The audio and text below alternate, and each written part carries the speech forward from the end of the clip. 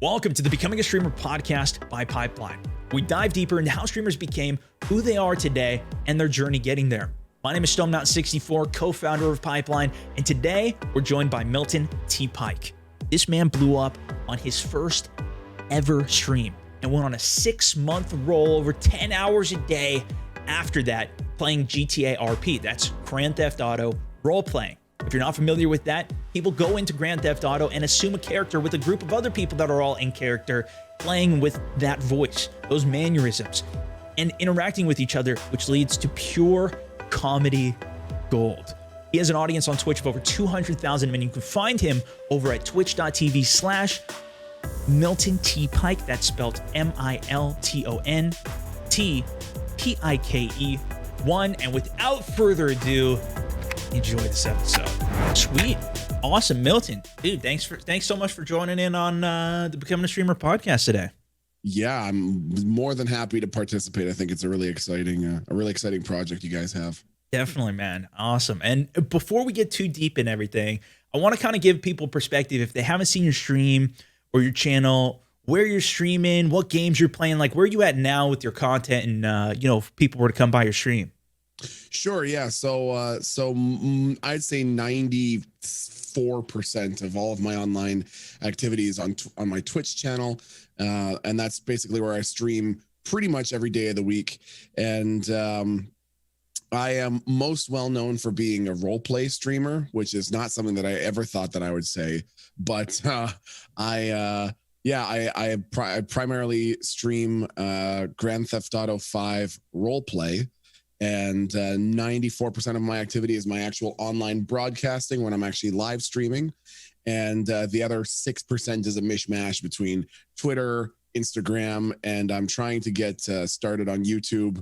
So I just started uploading videos last week. But yeah, it's mostly my Twitch channel where I mostly do Grand Theft Auto role play with some other variety thrown in there, shooting games, other stuff that I suck at, things like that. Okay, so you play a couple of shooters and different games even outside of GTA RP? Yeah, exactly. And over the last year, I've been trying to introduce more variety. I always want to be a primarily role play streamer. Yeah. But recently I've been trying to throw in some other things like Animal Crossing. I recently beat Doom Eternal on the hardest difficulty. So I'm trying to throw in a few more things, a few more wild cards like that, just to keep things fresh and exciting for me and for the audience. So, but it sounds like it wasn't role playing, that wasn't what you were intending to go into all of this. I mean, before you got into streaming, before you started doing any of the content, were you doing any like theater or acting or anything along those lines, or were you in school? Like, what was it like before you got into streaming then? Sure. Yeah. Which is, man, it's crazy. It's my life has shown me that there's no sense in me predicting where I might be in 5 years, because I started out when I was 18 by going to the Royal Military College to study civil engineering and become a combat engineer. I got there and realized that there was little else I hated in the world more than engineering. So I left and started doing biology, which I found that I loved. So I got a bachelor's of science in biology with a minor in ocean sciences. And now I'm just beginning the processes of writing my thesis for my master's in environmental science. And I'll be finishing that in March. And after I got my bachelor's of science in biology, I was a P2 biologist. I was an environmental auditor at a liquid natural gas facility construction project.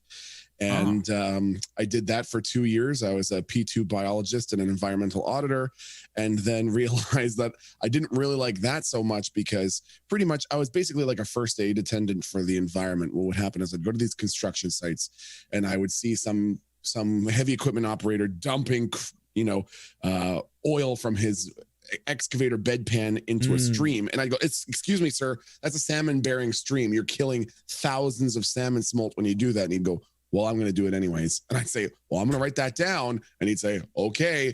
And I'd write it down, and I'd go to the client and I go, James was pouring oil in the stream. And they go, oh, that James. All right. Thanks for letting us know. And I thought, why am I here? I have no purpose. I'm not even doing anything. So I then decided that I would be a machine gunner in the infantry for a few years. So I enlisted in the Canadian Armed Forces, and I was a weapons detachment commander and a C6 heavy machine gunner for 3 years, stationed in Manitoba. And I got out in 2017, and it was like a month after I got out, one of my friends sent me a YouTube video, and the YouTube video was titled GTA Roleplay. And I didn't even click the link for a couple days because it was like finger curling cringe. I thought people playing Grand Theft Auto and pretending to be other people and actually being serious about it was the grossest thing I'd ever heard about. And I watched the video, and it was actually a now friend of mine named Classy Pax playing this super Canadian character named Gordy, and he was getting pulled over by the police and go, "Oh, hey there, bud. Oh, how you doing, sweet Lord Tundra and Jesus Murphy?" And I thought it was so funny. I saw this video and I thought, that is the funniest thing I've ever seen. I have to try to get into it. And that's what started the whole journey. Oh, that is incredible. So you didn't watch any YouTube content or Twitch streams or anything like that prior to getting into it? I was actually a very big YouTuber since about 2007. And by that, I mean consumer of YouTube. I watched hours and hours a day in the early days of people like SXE Phil and things like that. I consumed huge amounts of it. And I thought it was awesome and something that I wanted to get into if I could. I just figured discovery is probably the hardest thing. So there's no real point. So I just never really tried. And then it was my whole reason for, it's kind of funny. When I started my Twitch channel, I am one of the few people who was right place, right time, because at this time, GTA Roleplay was one of the highest viewed categories on Twitch. And so the first day I ever streamed, I think I had 550 viewers, which was ridiculous. Yeah, it was. I never went through the phase of having 5 or 10 viewers. My very first day streaming, I think I had 500 viewers. And it was because I was streaming along with other already established streamers who were going, "Oh, this is this guy. His name is Milton. I heard he just started a channel. Go check him out." And people started to filter through. But the thing that I thought was so interesting is I knew so little about Twitch that 6 days after my first stream,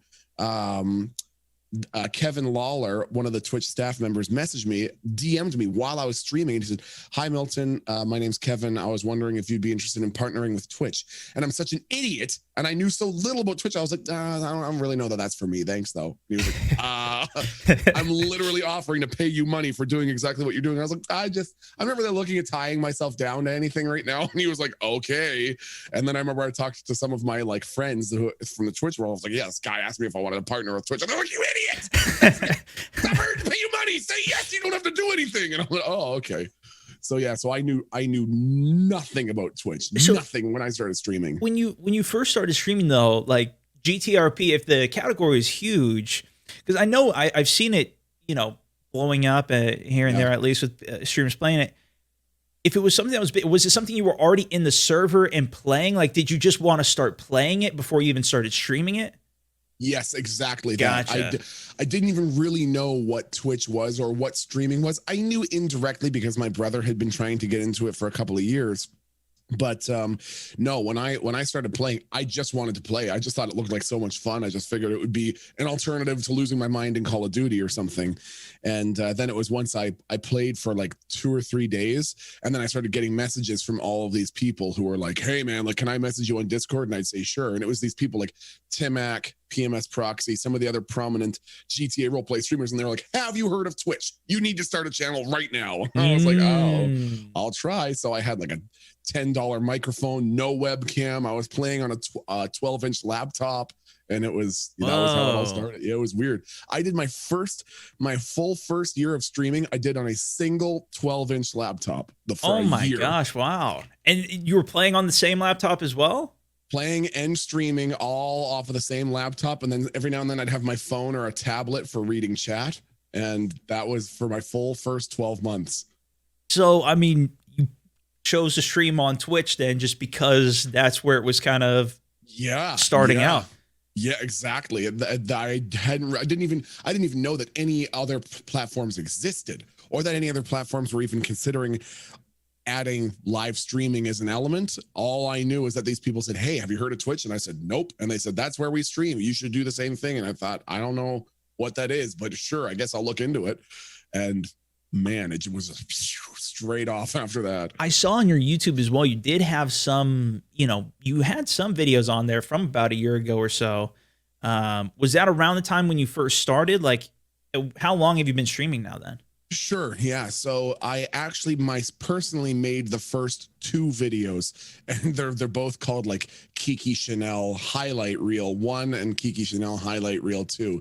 And I made those videos myself because at that time I had just moved back to British Columbia from Manitoba. So I wasn't living with my girlfriend at the time. And because of that, I was living in my mom's basement. I figured, what better way to spend my time than editing it together some YouTube videos to have, some memories of my favorite moments. And then streaming went so wild, or I guess I saw an opportunity to really sort of try to establish myself on Twitch, that I sort of just, YouTube just fell by the wayside. Yeah. And then about a year ago, one of my moderators, Lexi, actually helped me by editing together a couple of the older videos, and now I actually have my own YouTube editor, and now I'm trying to upload like once a week. So pretty much, yeah. So the reason that the video stopped about a year ago is that streaming just went nuts, and I saw all these different ways that I wanted to try to expand my Twitch channel, and then YouTube just sort of disappeared after that. As you were streaming and kind of going into more, I mean, I think it was a huge break to even right off the rip be involved with all of that. But did you see anything else like as you're going along? Was it like big events in game? Or was there any other point where you had any other big breaks? Maybe people you ran into along it, or people talking about moments that happened? Was there anything else that was some bigger breaks along the way?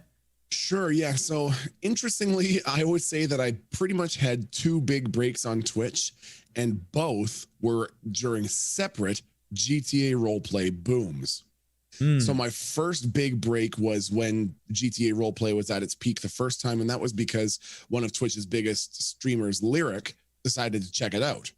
And he was mostly known for variety, so I don't think a lot of people were expecting him to try GTA roleplay, but he didn't. He was a natural. He was hilarious. People thought it was awesome. They loved his storyline, and I was sort of tangentially involved because I got in it during this boom. And that's where a lot of my audience got exposed to me. I had sort of a smaller boom when I also started playing Conan Exiles roleplay. So I'd play Conan Exiles with a bunch of people, and we would all roleplay there too. And then the big boom for my channel, where I went from 42,000 followers to just about 200,000 followers, was the GTA boom that happened about a year and a half ago. In about March of 2019, all of the biggest Twitch streamers in the world came to GTA roleplay. XQC, Tim the Tatman, Courage JD was there for a couple of days. Dr. Lupo tried it for a couple of days. Forsen tried it for a couple of days. Some of the biggest big boy names started playing. And then we also had people like Markiplier came and played, and I played with Markiplier for a few weeks. His character Stan the Waterman had a hilarious and tumultuous relationship with my character Kiki Chanel, and some other big YouTube stars as well. And everyone was in there all at once, and that was like the real boom of my channel. That was where it went. That like my channel has saw a big spike and plateaued at a nice level. So that was basically it. So two big booms, both GTA. And as you kind of been going along with all of this, did you try to incorporate any other games at that time, or was it just pure, this is working really well, I got to figure out how do I get the biggest boom out of this? Like, did you end streams on different games? Did you try and incorporate days, or was it completely focused on GTA? Did you try and post on other platforms with it? Like, what was that experience like as you were going through that and, seeing these booms? Every single one of those things you said would have been a great idea, man. That would have been smart. So no, I didn't do any of that. I really hit the GTA hard. The thing was that I really enjoyed it. What I always found so enjoyable is, obviously I would be disingenuous if I told you that it wasn't clearly a good idea for the health of my channel, but I also just really enjoyed it, because when you have an influx of new people like that, I find that they're really willing to go along with anything. Whereas when you have a person who's been established in a world of like GTA roleplay for years, they're usually part of a gang and they won't talk to you unless they know you, and they have to know you for a long time and they have to trust you. And if they don't, then you just don't get to interact with them. Whereas when you get like Tim the Tap Man showing up and he's still trying to learn the controls, and I'm like, hey, let's go rob a bank, or oh my God, let's go to the vineyard and set someone on fire. He's like, okay. it's so fun taking people on a whirlwind experience like that. But anyway, so no, I basically hit GTA as hard as I possibly could.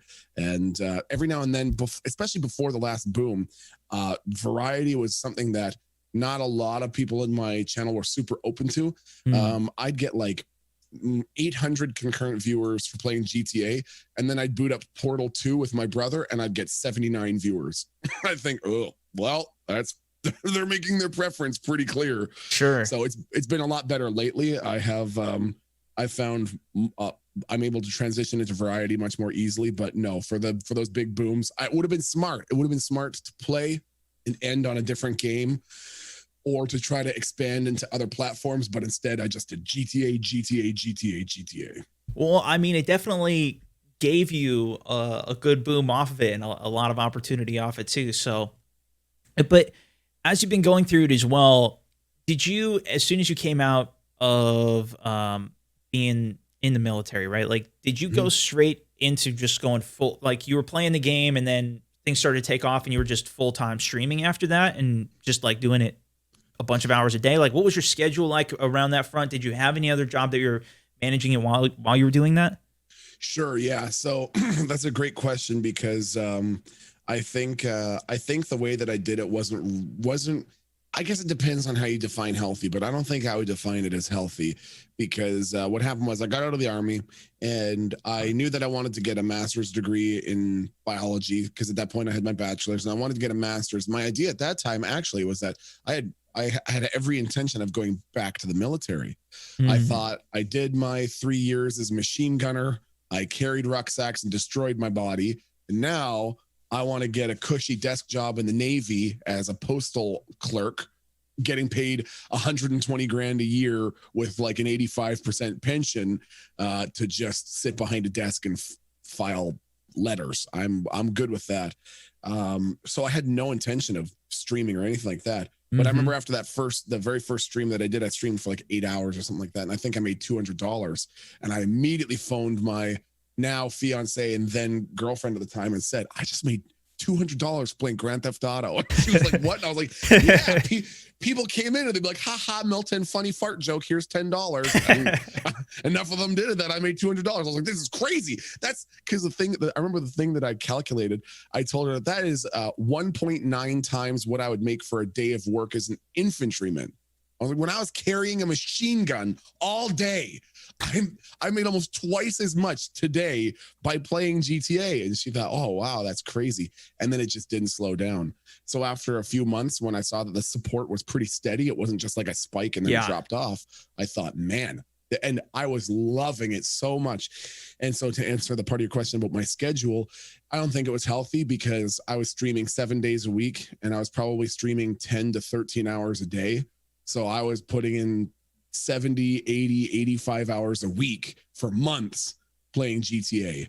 And part of that was because it was super addicting. It's really fun to do it. And part of it was because I was like, well, hey, make hay while the sun is up. And I hit it really hard, but it took its toll on my body. I started actually noticing how parts of my body were like deteriorating and falling apart from all of the stress and lack of sleep and all the rest. So I didn't play any other games. I think for the first 6 months, I didn't even stream anything other than GTA. And I just stream it 70, 80 hours a week for half a year. And it was ridiculous. Did you take any breaks in that 6 month period, or just 7 days? 7 days a week. Maybe I'd take a couple days off here and there, like when my body just couldn't take it anymore and I needed to spend a day sleeping or something. But other than that, every day. And it was usually because I was living in my mom's basement. And when I play GTA roleplay, I'm not exactly a quiet person. It relegated me to doing it when my mom was asleep, which meant that I would start my stream at like 9 p.m. and end my stream at like 6 or 7 a.m. every day. It was bad. It was not a healthy way to do it. And did you keep it on a schedule more or less while you did it? Like, did you stream at that same period of time every day? Yeah, and that was one of the things, and that's one of the things that whenever people ask me like if I have any advice for streaming, that is always the first thing that I say: make a schedule and stick to it. Because the big thing that people are going to want, if you're going to want audience retention, is they're going to want consistency. They're going to want to know when they can boot up whatever platform you're on and find you. And if you stream some days at 7 a.m., some days at 10 p.m., and you skip a couple days, and then the next day it's at 3 p.m., you're going to have a hard time retaining an audience because they're going to have no idea when to expect your content.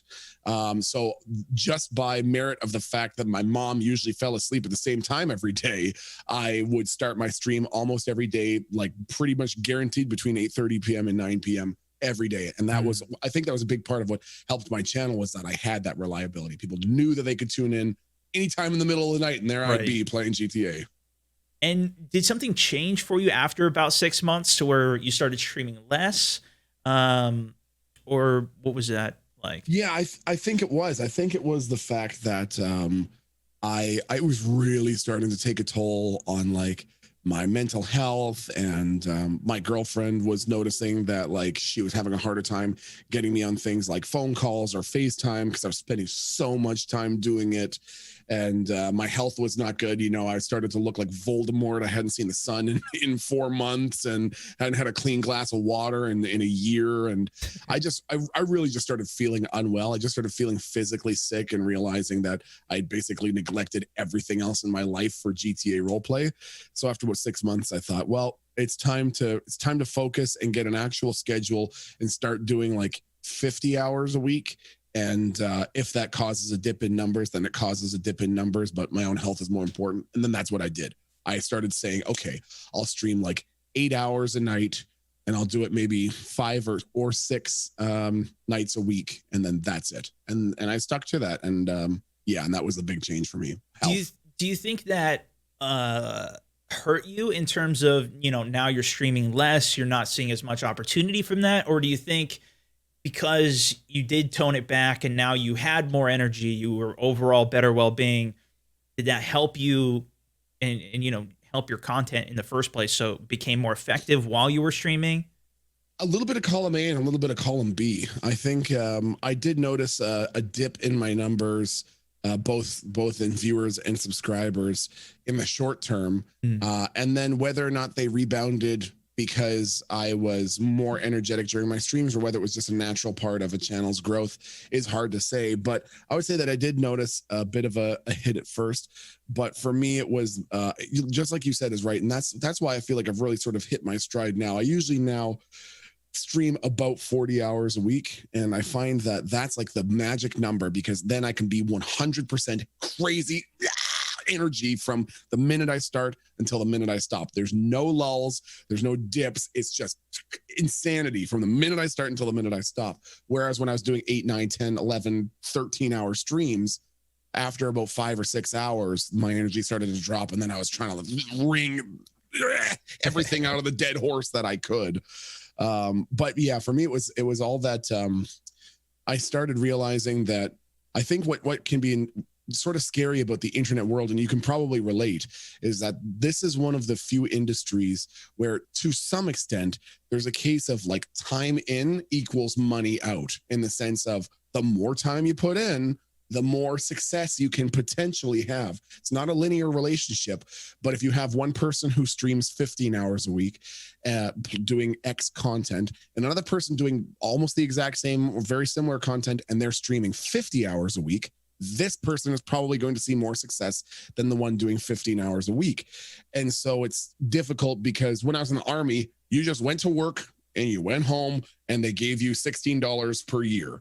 And you didn't have to do anything. They just paid you a straight amount. But here it's like, if you want more success, maybe you can grind harder. Maybe you can push harder. Maybe you can stream longer. Maybe you can add another day. Maybe you can grow on another platform. Maybe you need to try this. Maybe you need to try that. You need. And so it's one of the things where there's never any real stop sign to prevent you from doing something else. And there's always that allure of like, I could be bigger. I could have a bigger channel if I did this. I bet I could grow my YouTube presence if I did that, and things like that. And it can be pretty unhealthy. So it was, I really had to sort of sit down with myself and go, what do I want? Like, what do I want out of life? Do I want, am I not going to be satisfied until I have $100 million in the bank? Or should my priorities really be making sure that I can afford groceries and mortgage and contribute to the household, and then focus on things like my fiance and our house and our life together and stuff like that? And that was an important balance to strike. Yeah, no, I mean, this is, I think it's very similar in any business. It's like when there's more opportunities and there's more that you can do, like it's hard to ever stop. And that's one of the things that you mentioned you're working with an editor, starting to get some YouTube stuff going. That's a really big way in scaling that to continue it going. I think at the beginning of this, you also mentioned you're working on your master's right now. So did you go back and are you working on schooling again as well while you're streaming? Yeah, exactly. I started my master's program. Actually, I think I started my master's and my channel at around the same time. I started both about 3 years ago, and thankfully for me, it's an entirely online program, so it's pretty much a fake degree. It's not actually, but it's 100% online. I've never seen a single one of my classmates. I've never seen my professor. But yeah, so typically what I would do is once I really started getting going with my master's work, because it started to get more difficult, that also probably contributed to why I dialed back the streaming a bit, was so that I didn't fail out of my master's program. I would typically stream 40 hours a week, and I'd work on my schoolwork for 10 to 20 hours a week. And I mean, has your family, like, was your mom and your girlfriend at the time, like, were they supportive of everything that you were doing as you're going through this? I mean, obviously, hey, I made $200 today. Yeah, maybe that helped with it in the first place, but what was that like, even explaining that to them and getting other people on board with it as well? Yeah, so my girlfriend was immediately supportive. She thought it was hilarious. She thought it was awesome.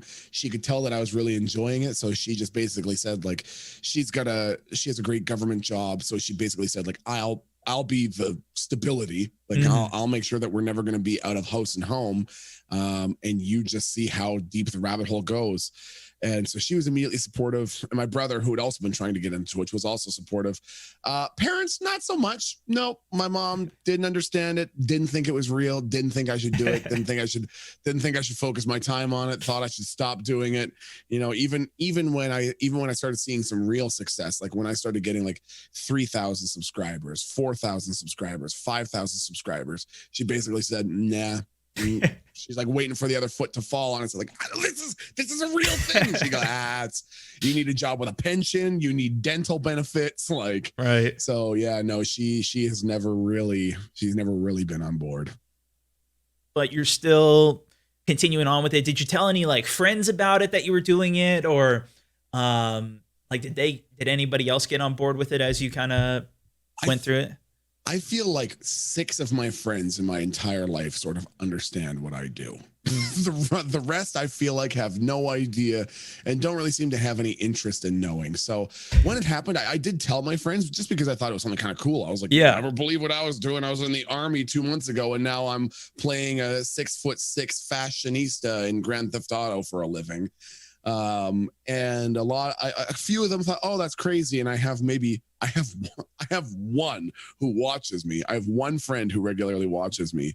And the rest, I think they just understand that I do something with the internet. They probably think it's some version of YouTube that they don't comprehend. So most of the people in my life have no idea. That's just sort of a lack of interest, I think, which is fine. That's okay. Yeah.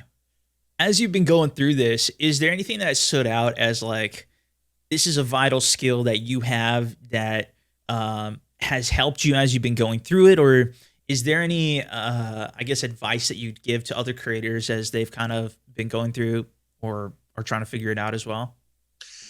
I think for me, and this might be a personal thing, and maybe it won't resonate with other people so much, but for me, I think it's the most true. And this is interesting because I only realized over the last year that it's actually an opinion also held by Moon, who is another one of the larger streamers on Twitch, because he always says that the best way, the best, like, what's the way that but like the best gauge for a streamer is their audience. and how they interact with their audience.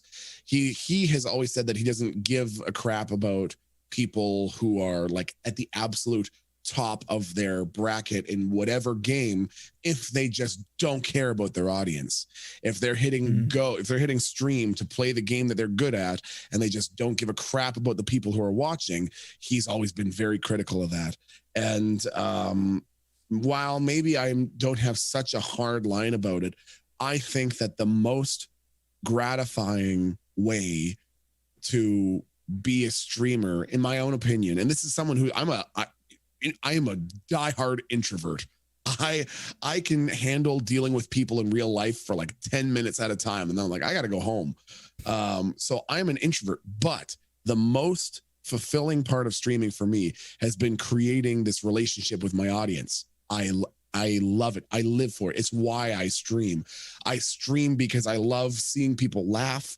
I love giving people a place where they can come and forget about the stuff that they're dealing with in their day-to-day life. And I just have a lot of inside jokes and things like that.